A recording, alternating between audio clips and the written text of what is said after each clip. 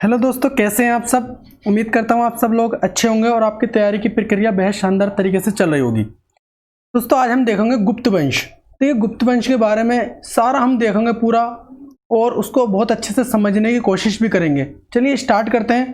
देखिए गुप्त वंश ये जो थे कुषाणों के सामंत थे। कौन थे ये?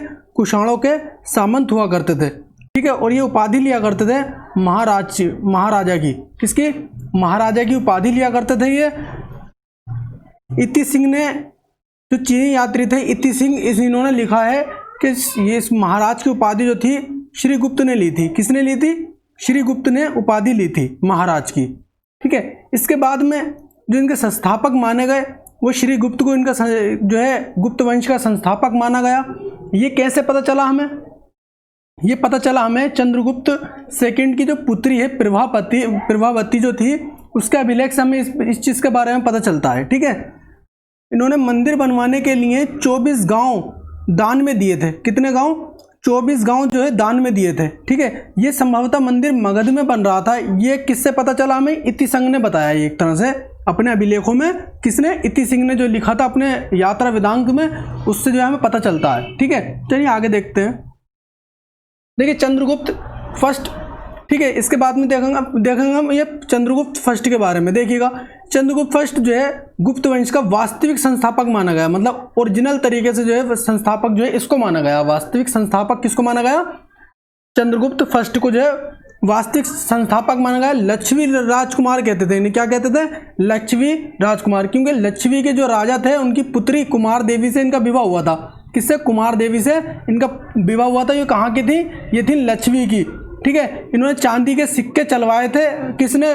चंद्रगुप्त फर्स्ट ने। और इन्होंने अपनी पत्नी का, कुमार देवी का चित्र बनवाया था उन सिक्कों पर, ठीक है। इन्होंने उपाधि किसकी ली थी? उपाधि ली थी महाराजधिराज की उपाधि धारण की थी इन्होंने। और इनका जो पुत्र था वो कौन था? समुद्रगुप्त इनका पुत्र हुआ, ठीक है। और ये कुछ संवत चले थे, गुप्त संवत, ठीक है। जो एक शक संवत चलाया गया, जिसको शक संवत को अब जो है हमारे भारत सरकार जो है इसको अपनाती है, ठीक है। हम लोग जो है इसको गुप्त शक संवत को चलाते हैं, ठीक है। ये 1 अप्रैल से माना जाता है। किससे? 1 अप्रैल से माना जाता है। अब पूछ ले आपसे क्वेश्चन कि गुप्त संवत और शक संवत के बीच में कितना अंतर रहा? तो 242 वर्षों का अंतर जो है इसमें रहा है। किसमें? गुप्त संवत और शक संवत के बीच में, ठीक है। चलें आगे देखें। समुद्रगुप्त, ठीक है, इनको कांच भी कहा गया, ठीक है। कुछ अभिलेखों में इनको जो है कांच भी कहा गया। भारत का नेपोलियन कहा गया। किसने कहा है भारत का नेपोलियन? स्मिथ ने कहा है। किसने? स्मिथ ने भारत का नेपोलियन कहा है। और 100 युद्धों का विजेता भी कहा गया। क्या कहा गया? 100 युद्धों का विजेता। क्योंकि 100 युद्धों का विजेता इसलिए कहा गया है क्योंकि इन्होंने जो है बहुत ज़्यादा अच्छी जो जीत हासिल की थी, ठीक है। जहाँ भी जाते थे और इनके कहते थे इनके घोड़ों ने जो है 300 समुद्र का जो है पानी पिया है। कविराज के नाम से भी इन्हें जानते थे। किस नाम से? कविराज के नाम से।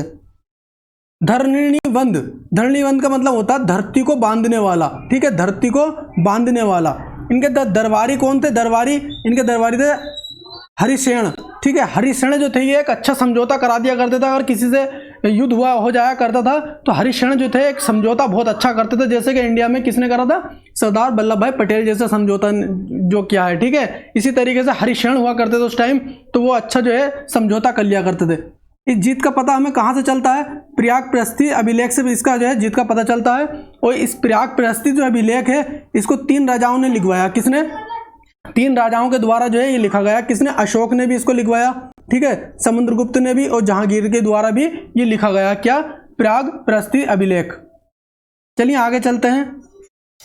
6 प्रकार की स्वर्ण मुद्राएं चलवाई, ठीक है। 6 प्रकार की स्वर्ण मुद्राएं चलवाई, जिसमें कि सबसे पहले सिक्का था इनका गरुण सिक्का, ठीक है। कौन सा? गरुण सिक्का। ये सबसे भारी और प्रसिद्ध सिक्का था। कैसा था? सबसे भारी सिक्का था और प्रसिद्ध सिक्का था। विग्रहंता, इसमें जो है विग्रहंता का मतलब क्या होता है? देखिए विग्रहंता का मतलब होता है बाघ नहीं होता, बाघ को मारते हुए दिखाया है इसमें, ठीक है। बाघ को मारते हुए दिखाया है। धनुधरी का मतलब तीर चलाते हुए दिखाया है इसमें, ठीक है।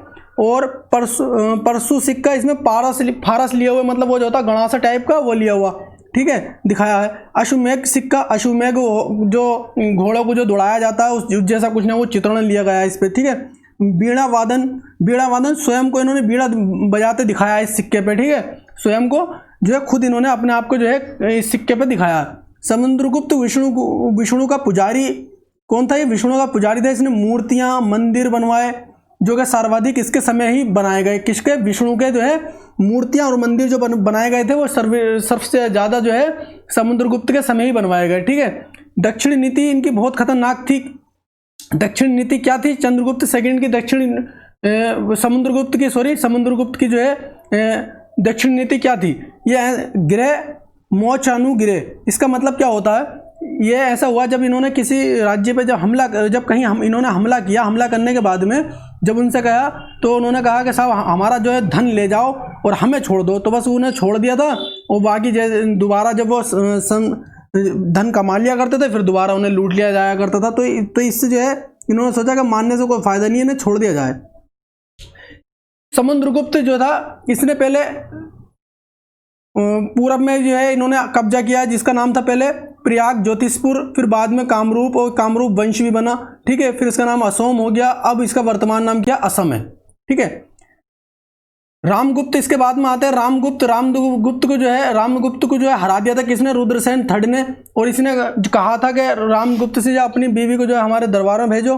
तो इन्होंने जो है अपनी बीवी को जो दरबार में भेजने के लिए इन्होंने कहा। तो उस टाइम जो है चंद्रगुप्त आ जाते हैं। चंद्रगुप्त कहते हैं कि भाभी आप कहाँ जा रही हैं? तो उन्होंने कहा साहब ऐसे ऐसे तुम्हारे भाई ने हमें जो है रुद्र सिंह थर्ड को जो है हार गए हैं और हम वहाँ भेज रहे हैं। तो उन्होंने चंद्रगुप्त ने अपना भेष बदला, साड़ी वाड़ी पहनी और चले गए और जाके उनके जो है उनकी हत्या कर दी। उनसे कहा जरा साइड में आओ, आने के बाद में उनकी फिर हत्या कर दी। तो इस तरीके से जो है इन्होंने चालाकी से जो है उसको मार दिया। किसको? रुद्र सिंह थर्ड को। ठीक है। चंद्रगुप्त सेकंड, देखो चंद्रगुप्त सेकंड ने ही मारा था किसको? रुद्रसेन थर्ड को। अब इनके कुछ अन्य नाम भी हैं।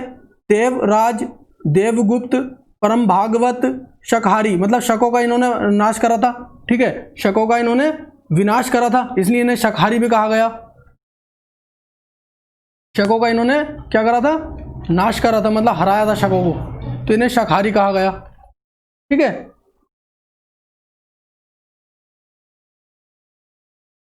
जो रुद्र सिंह थर्ड था वो शकी तो था, शक शासक ही था वो रुद्र सिंह थर्ड। ठीक है। जो फाहियान, ठीक है, फाहियान की फाहियान ने जो पुस्तक लिखी थी फॉर यू की, तो बौद्ध धर्म से संबंधित थी। किससे? बौद्ध धर्म से। अब फाहियान कब तक रहा भारत में? मतलब चंद्रगुप्त के समय 15 वर्ष तक रहा। अब ये कहाँ से वापस गया? अभी वापस जब जाता है ताम्रलिप्ति बंदरगाह से जाता है। ये कहाँ पर है? बंगाल में। ठीक है। ताम्रलिप्ति बंदरगाह कहाँ पे? बंगाल में। इसने ही बताया था कि अर्श स्पर्धता, मतलब छुआछूत बहुत ज्यादा थी। ठीक है। चंडाल समाज के लोग जो मुर्दे फूंका करते थे, मतलब मुर्दों को जलाया करते थे, वो बस्ती के बाहर रहा करते थे क्योंकि छोटी जाति के थे वो, तो उन्हें बाहर रखते थे। और ये किस धर्म से था? वैष्णव धर्म से था। चंद्रगुप्त सेकंड जो था ये वैष्णव धर्म से था। सर्वाधिक मात्रा में जो चांदी के सिक्के चलाए गए थे वो चंद्रगुप्त सेकंड के समय ही चलाए गए थे, जिसको रुपया कहते हैं। क्या कहते थे? रुपया कहा करते थे इसको। ठीक है। आज भी इसको रुपया कहते हैं, वे पहले भी उसको रुपया कहा जाता था। महासंधि विग्रह वीरसेन, ठीक है, वीरसेन सेनापति थे इसके, किसके? चंद्रगुप्त सेकंड के। इन्होंने जो है उदयगिरी में जो है शिव का मंदिर बनवाया था। तो यहाँ से हमें ये पता चलता, देखो विष्णु के मंदिर बनवाना चाहिए था, मतलब शिव के मंदिर बनवाया। तो यहाँ से ये पता चलता है कि धर्म को जो है ज्यादा महत्व नहीं देते थे चंद्रगुप्त सेकंड। ठीक है। धर्म को ज्यादा महत्व नहीं देते थे चंद्रगुप्त सेकंड। इससे हमें ये पता चलता है। चंद्रगुप्त सेकंड ने अपनी पुत्री का विवाह किससे किया था? वटाकक वंश के राजा थे नरेश रुद्रसेन। किसे? रुद्रसेन थर्ड। इनकी मृत्यु के बाद में चंद्रगुप्त सेकंड ने जो था उस पर कब्जा कर लिया था। किस पे? वटाकक वंश के जो थे, ये वटाकक वंश पर पूरे पे इन्होंने कब्जा कर लिया था। इनकी एक चाल मानी गई थी ये। और ये किस वंश से थे? ये ब्राह्मण वंश से थे। ठीक है। कौन? नरेश रुद्रसेन। दिल्ली का मेहरौली स्तंभ बनवाया था चंद्रगुप्त सेकंड ने। दिल्ली का मेहरौली स्तंभ बनवाया था, लोहा स्तंभ। ठीक है। मेहरौली में लोहा स्तंभ बनवाया था। इनके कुछ नवरत्न थे। देखो कालिदास को जो है इनका नवरत्न माना भी जाता है और नहीं माना जाता, इस वजह से 10 हैं ये। कालिदास हो गया, घटक पर्व हो गया, शंकु हो गया, बेताल हो गया, क्षणपक हो गया, धनवंतरी। इसको जो है क्या कहा जाता है? गॉड ऑफ मेडिसिन भी कहा जाता है इनको। धनवंतरी को क्या कहा जाता है? God of medicine. Baruchi, Amar Singh, Brahmagupta, Baramihir, ये जितने भी थे ये सब नवरत्न है इनके। ठीक है। नवरत्न, इनको जो है नवरत्न में माना गया, मतलब कालिदास को नहीं माना गया। फिर भी आपको कालिदास, कुछ इतिहासकार कहते हैं कालिदास भी इनके नवरत्नों में थे। कुमारगुप्त, इनके बाद में आते हैं कुमारगुप्त। देखिए कुमारगुप्त ने जो उपाधि ली थी महेंद्र द्वितीय, किस नाम से ली थी इन्होंने उपाधि? महेंद्र द्वितीय के नाम से इन्होंने उपाधि ली थी। गुप्त वंश में सर्वाधिक अभिलेख इसी वंश के जो है मिलते हैं। किस वंश के? इसी वंश के जो है अभिलेख मिलते हैं। ठीक है, इन्होंने जो है नालंदा विश्वविद्यालय की स्थापना कराई थी। उन्हें शरदकालीन सूर्य के नाम से भी जाना जाता है, शरदकालीन सूर्य के नाम से भी इन्हें जाना गया। ठीक है, इनके बाद में स्कंदगुप्त। ठीक है, स्कंदगुप्त ने जो है भीतरी अभिलेख जो था, ठीक है, और यूपी में और रुद्रमंद के जूनागढ़ अभिलेख से हमें ये पता चलता है कि हुणों ने हमला किया था 46 बार। कितनी बार? हुणों ने हमला कितनी बार किया था? हुणों ने 46 बार, और 46 बार ही स्कंदगुप्त ने जो है इन्हें हरा दिया था। कितनी बार? 46 बार हमला हुआ, 46 बार ही हरा दिया था। इसके बाद में आते हैं भानुगुप्त। भानुगुप्त को जो है हम ज़्यादातर डिटेल में नहीं देखेंगे, बस हमें इतना है कि भानुगुप्त का जो है पता चलता है वो एरण अभिलेख से पता चलता है। कहाँ से?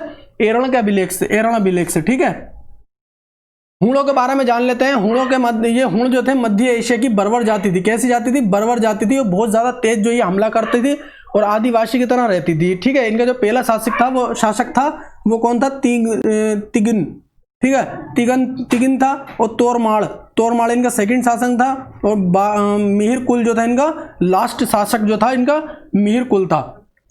देखिए कुछ अभिलेखों के बारे में आपको बताया था हूँ। एक आया था अयोध्या अभिलेख जो धनदेव का था, ये आपको याद करना, रट लेना है। ठीक है, इंपोर्टेंट है, ये आपको रट लेना। ठीक है, प्रयाग प्रस्ती अभिलेख समुद्रगुप्त का।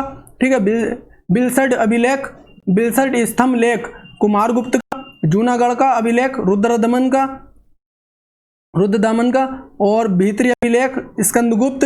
मंदसौर अभिलेख वत्स भट्टी जो कि राजा कौन थे? यशोवर्मन थे। ठीक है, महासंधि करने वाले, जो महासंधि मैंने आपको बताया था कि बहुत अच्छी तरीके से संधि क्या करते, हरिसेना जो थे समुद्रगुप्त के समय थे। ठीक है, इनके सेनापति थे वीरसेन जो थे चंद्रगुप्त सेकंड के सेनापति थे। और पृथ्वीसेन जो है कुमारगुप्त के सेनापति थे। कुछ और फैक्ट देख लेते हैं हम। कुछ और फैक्ट क्या है? इस बार सती प्रथा बहुत ज्यादा थी। सती प्रथा बहुत ज्यादा थी। विधवा विवाह नहीं हुआ करता था। ठीक है, विधवा विवाह नहीं हुआ करता था। अस्पृश्यता बहुत ज़्यादा थी। अस्पृश्यता बहुत ज़्यादा थी इस टाइम। और नीची जाति के लोग नगर के बाहर रहा करते थे। कहाँ रहा करते थे? नीची जाति के लोग नगर के बाहर। गुप्त वंश की जो भाषा थी वो संस्कृत थी। महिलाएं और शूद्र जो थे इस भाषा का यूज़ नहीं किया करते थे। संस्कृत का, ये प्राकृत भाषा का यूज़ किया करते थे, मतलब प्रयोग करा करते थे। हर्षवर्धन ने अपनी बहन को नहीं बचाया था। बौद्ध भिक्षु दिवाकर मित्र ने जो है अपनी बहन को बचाया था। ठीक है, किसने बचाया था? सॉरी, बौद्ध भिक्षु दिवाकर मित्र ने ही बचाया था। किसको? हर्षवर्धन की बहन को। ठीक है, जिसका नाम था राजश्री। तो दोस्तों अगर आपको हमारा ये वीडियो पसंद आया हो तो लाइक करें, शेयर करें, कमेंट्स करें और हमें बताएं कि आपको ये वीडियो कैसा लगा। Thanks for watching.